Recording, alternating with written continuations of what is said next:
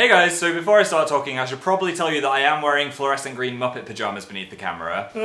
Yep, but there is a good reason, as my bedroom is currently a volcano. I thought it'd be a good idea to put them in the fridge before I started filming, and it was such a good idea. Seriously, if you haven't tried it, put your pajamas or your socks or your...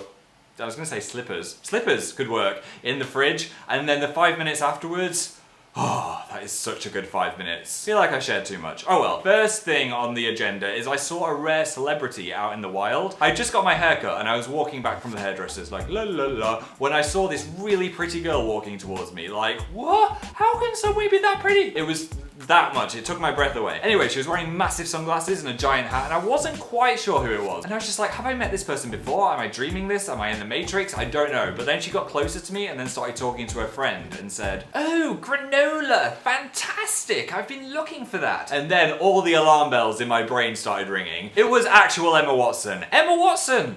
Emma Watson! Hermione from Harry Potter was stood right in front of me. Or Hermie 1, as I used to think she was called when I read the first book. But yeah, she was there! She was there in 3D, and I probably did all of the things in a textbook of things that you should not do when you encounter a celebrity. Firstly, I very obviously stopped in my tracks.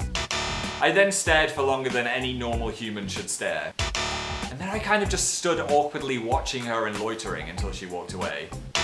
Could have been worse though. I could have actually tried to speak to her, God forbid, which would have been a disaster. I would have just been like, hey, blah, blah, blah, as my tongue does not cooperate in high pressure situations. It basically turns into a useless, flappy, wet mouth tail. I can roll it though.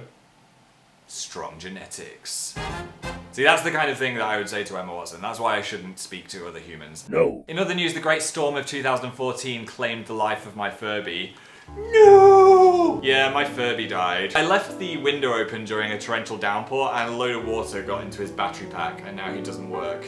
It's kind of scary that he died with his eyes open. Rest in peace, little guy.